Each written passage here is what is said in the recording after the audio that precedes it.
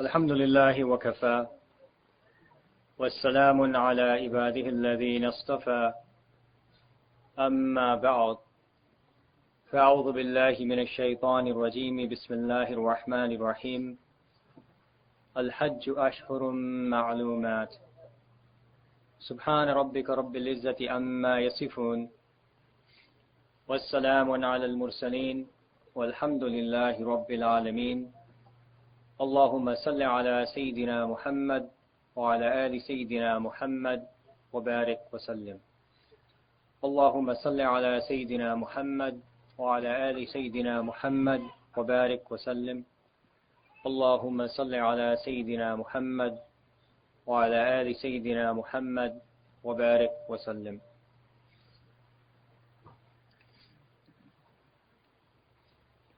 A few years back there was a incident which caught the news and which caught all of our attention, which was the tsunami. Now, what was interesting about the tsunami, and perhaps I've mentioned it previously, is that much of the death that occurred in that event did not occur with the first wave. Now, if you recall, the tsunami was when this wave of water came and overtook the various land where it had set, and many people were killed when the tsunami occurred. But actually, the majority of the death that occurred, if you go back and look at the way people described the death, actually what happened was first this wave came. This huge wave came, and all of a sudden it took over the shore. Now when it took over the shore, people were completely shocked. And then it receded, and people said that they saw bodies, thousands of bodies actually going back with the water. Now after it receded, people who were away from the shore, visualizing this event, actually then approached the shore to help the people that were there. So there were a second set of people that actually approached the shore in order to help the people who were hit by the first wave. And when they approached the shore, a second huge wave came, bigger than the first. And it actually took all the people that had come down to help as well.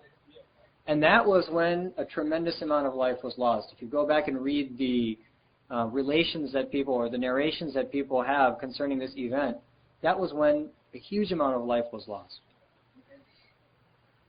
SubhanAllah, this actually is just one example of the way by which Allah subhanahu wa ta'ala has created nature. Same thing happens in earthquakes as well. You know, when there's an earthquake, there'll be a jolt, and there'll be some degree of damage that will occur. Now after that initial jolt, everybody knows that you have to watch out and be careful in the next 24 hours because there can be aftershocks. So there's this huge force that just shakes the earth, and then for the next 24 to 48 hours, the concern is aftershocks. Meaning, was this first jolt just a hint of what is to come, or was it actually the event itself? And often what will happen is that there'll be an aftershock that will even be greater than the initial jolt. So this happens in earthquakes, it happens when there is an eruption of volcanoes, it happens in the tsunami. This is a natural phenomena that Allah subhanahu wa ta'ala has created within the universe. Of course, that's one example. That's an example of the damage that occurs and the destruction that can occur through the forces of nature. But on the same spectrum, but on the opposite end of that spectrum, is the mercy of Allah subhanahu wa ta'ala.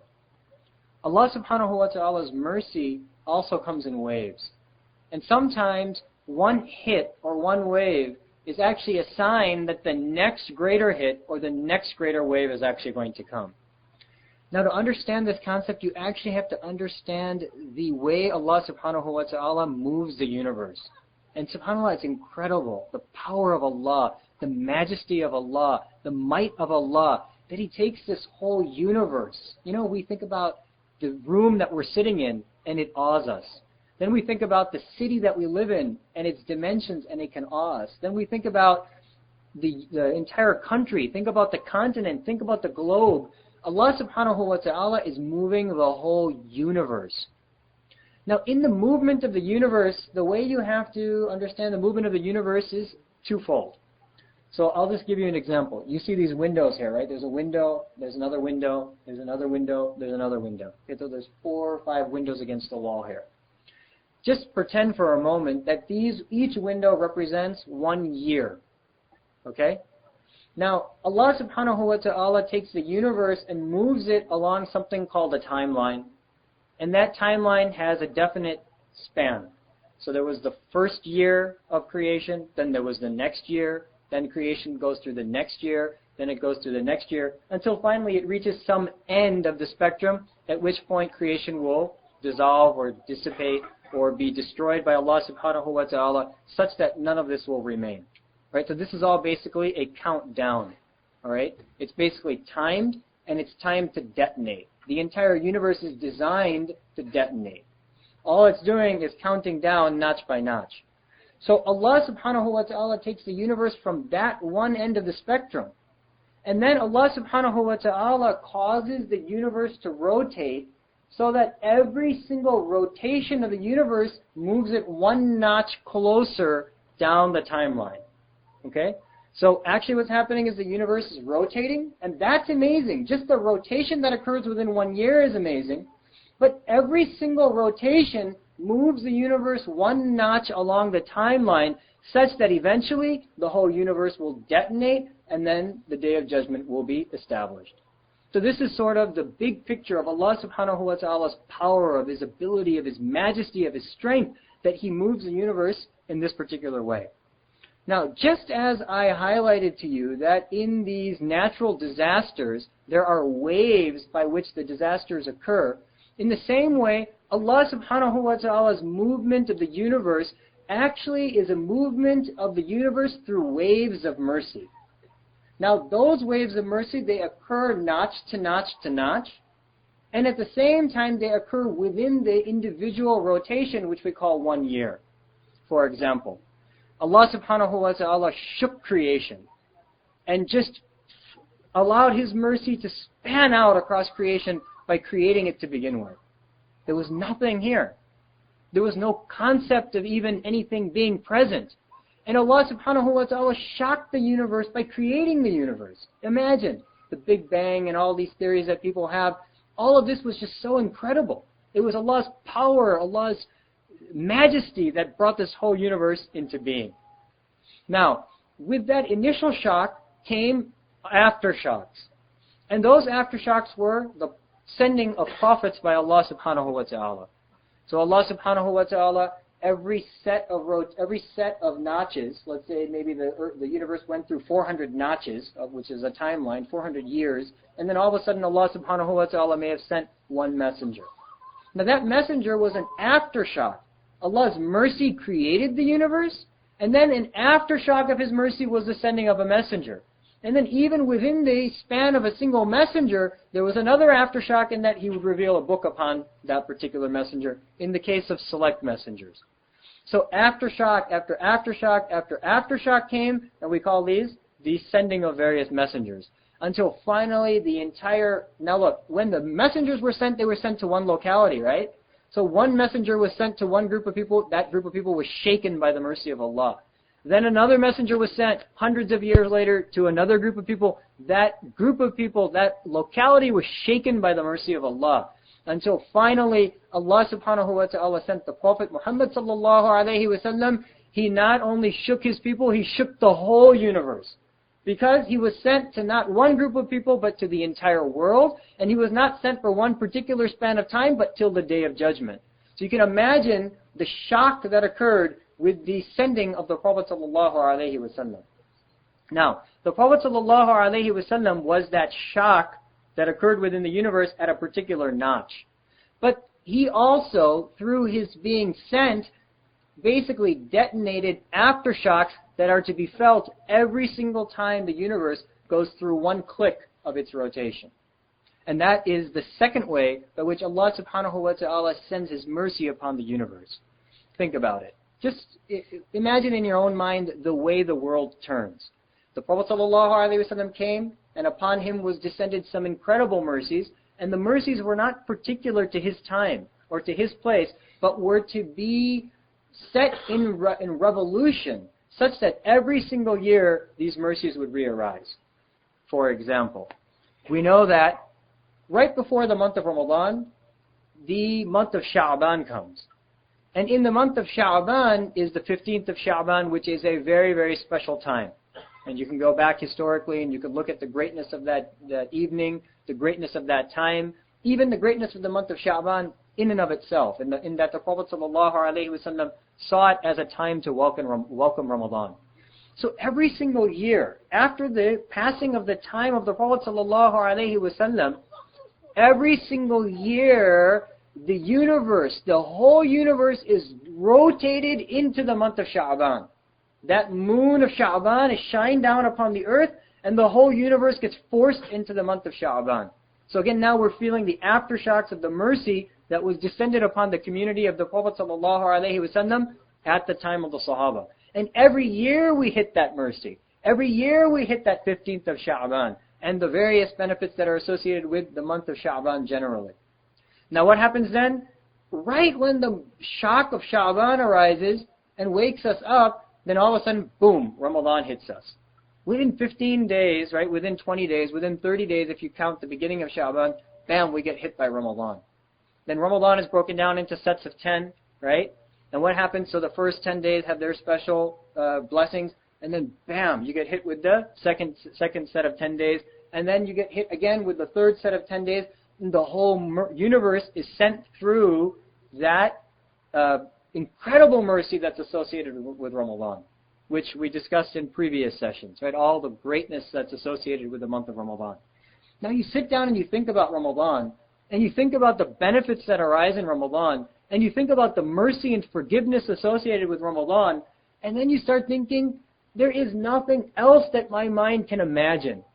It's the extremity of mercy, that Allah subhanahu wa ta'ala would take people who are tied to the hellfire, whose deeds for 11 months chained them to the hellfire, and then Allah subhanahu wa ta'ala decides that He will forgive them based on 1 month of fasting and some standing in prayer. And Allah subhanahu wa ta'ala forgives them and takes them out of that hellfire despite the fact that they were deserving to be there, and shows His infinite mercy by bringing them into the company of the people of Jannah. Now you sit down and you think, how great is Allah's mercy? How supreme is His mercy? How unimaginable and how extreme is His mercy that there is nothing left. That is the final aftershock. There can be no earthquake after this. That's the way you would think. But then, subhanAllah, amazing, just amazing, that the day Ramadan ends, literally the day Ramadan ends, Allah subhanahu wa ta'ala throws the whole universe into the months of Hajj. Al-Hajju ashhurum ma'lumat. That Hajj is a set number of months, a known number of months, and those months begin when? They begin the day of Eid. Just imagine, actually the time of Hajj is a window, it's a 3-month window. The preparations for Hajj begin in that 3-month window, and all of it actually spans to peak at the actual day in Arafah. But Hajj begins when? Hajj does not begin with the first of Dhul Hijj. Actually, Hajj begins with the ending of Ramadan, which is the month of Shawwal.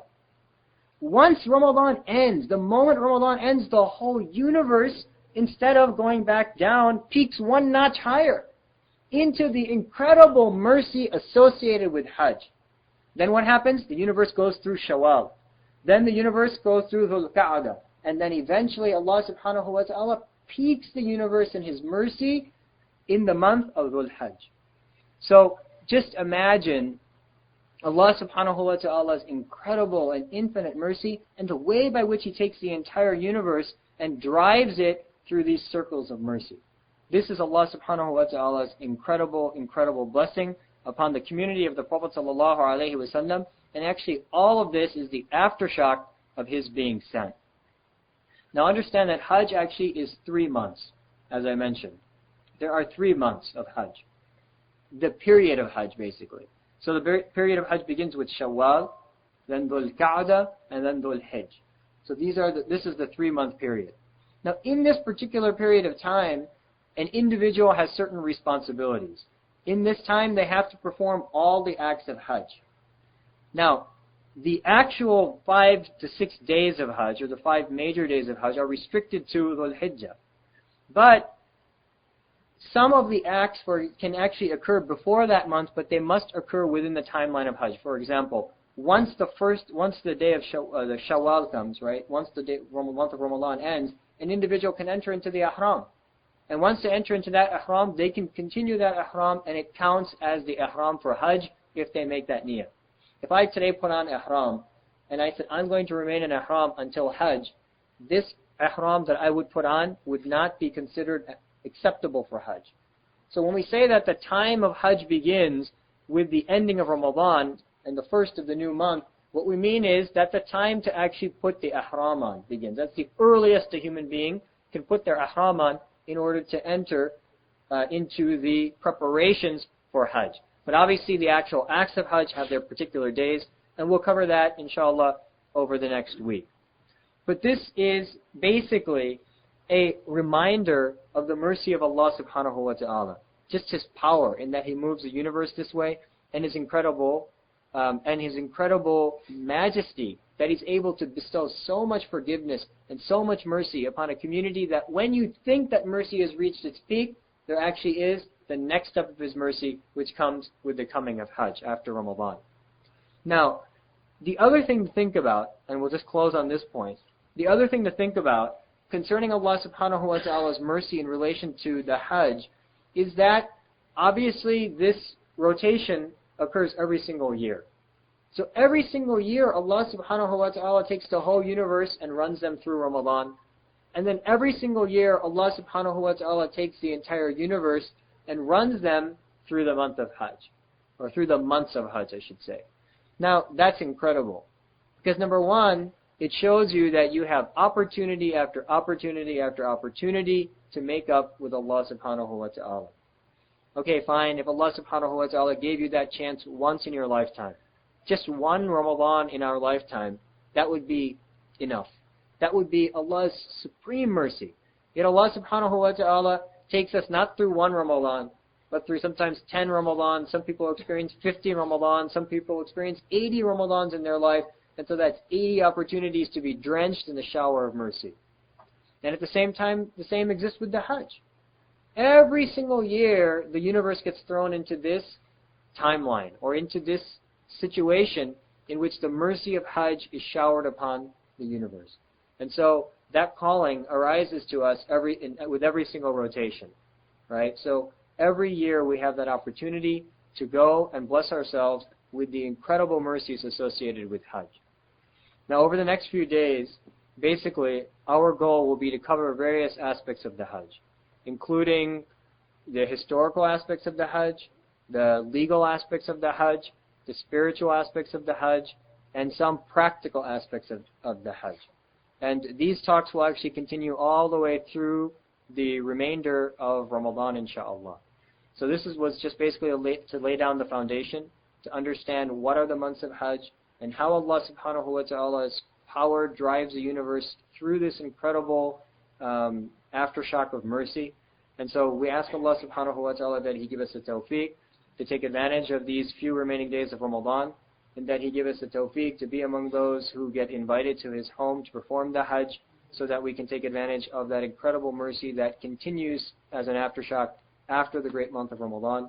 وآخر الدعوانا أن الحمد لله رب العالمين.